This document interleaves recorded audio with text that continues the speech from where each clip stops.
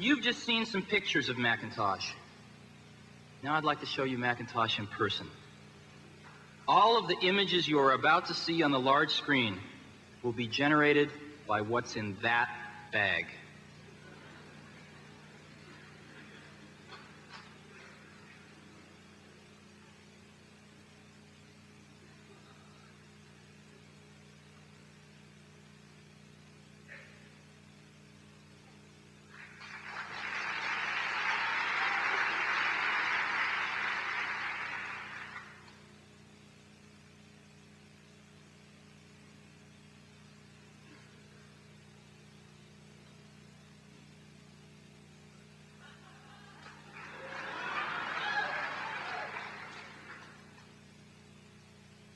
I'd like to let Macintosh speak for itself.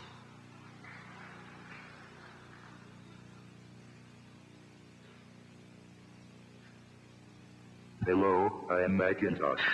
It sure is great to get out of that bag.